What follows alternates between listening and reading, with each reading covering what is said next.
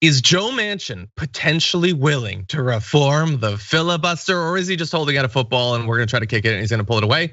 Let's find out together. Here he is on the news over the weekend. I'd make it harder to get rid of the filibuster. I'm supporting the filibuster. I'm going to continue to support the filibuster. I think it defines who we are as a Senate. I'll make it harder to get rid of it, but it should be painful if you want to use it. You should make sure the place works to where, okay, I want to work with you. How can we do this? How do we move forward? My Republican friends are my friends. They're not my enemies. And my Democrats is my colleagues. They're not my enemy either. That's my caucus. Together, we've got to make this place work, and it should be harder to invoke pain. It should be painful for us. Don't make it painful for the other side. So far, it's been mainly painful for progressives. It's been painful for Jessica and I. But anyway, he wants to make it painful for them.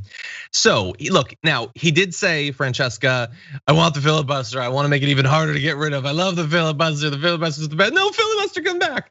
But he also said, I'm willing to make it painful. In other interviews, he says, make him stand there and talk. I'm willing to look at any way we can, but I'm not willing to take away the involvement of the minority, which is ironic because, of course, historically, the filibuster has been used to make sure that minority voting rights and things like that never pass. But anyway, more painful? What could be more painful than Ted Cruz in a diaper reading Green Eggs and Ham on the Senate floor, soiling himself? You can't make the filibuster any more painful. Have I mentioned that it's racist?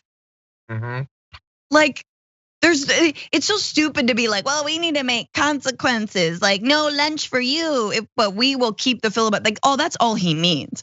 All he means is like there'll be a tax, but the tax will be something even more disgusting and awful than Cruz in diapers.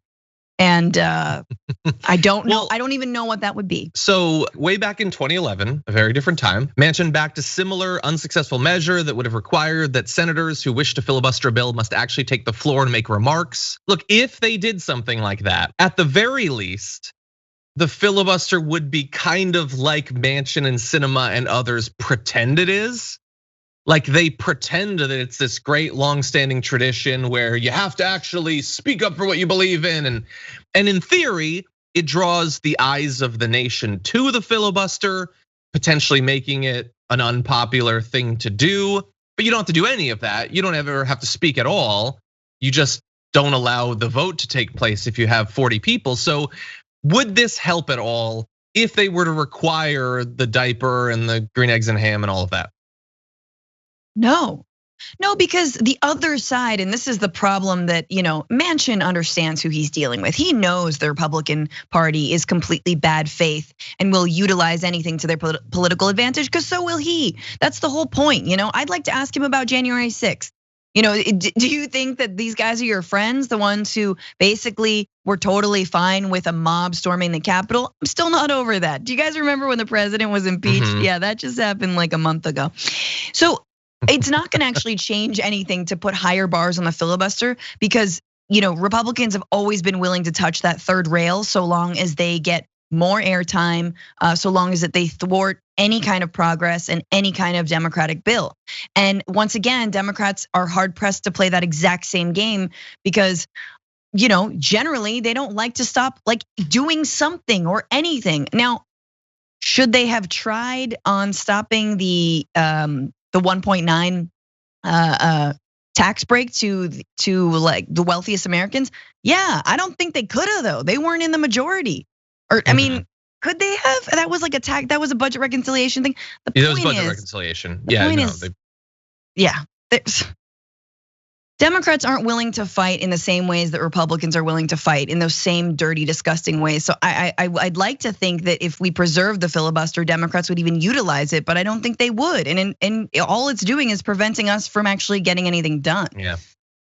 Yeah, look, I want to believe that maybe he's indicating that it's possible. Like I got a little bit excited earlier from a tweet from Emma Vigeland, who was talking about how this seems to be an indication, especially because he's doing it on Fox News. Like he's gone and talked about how awesome the filibuster is on Fox News for years and years.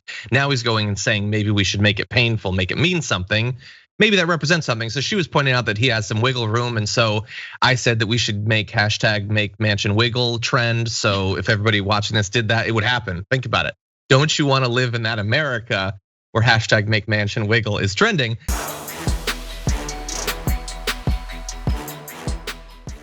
Check out the Damage Report podcast each day, wherever you get your podcasts, whether Pocket Casts or Stitcher or iTunes. You can join me as I give you the news and stories you want, with a range of co-hosts and interview guests jumping in on the fun each day. Again, that's the Damage Report, wherever you get your podcasts. And if you get them at iTunes, don't forget to rate and review. Sometimes I'll read them live on the show.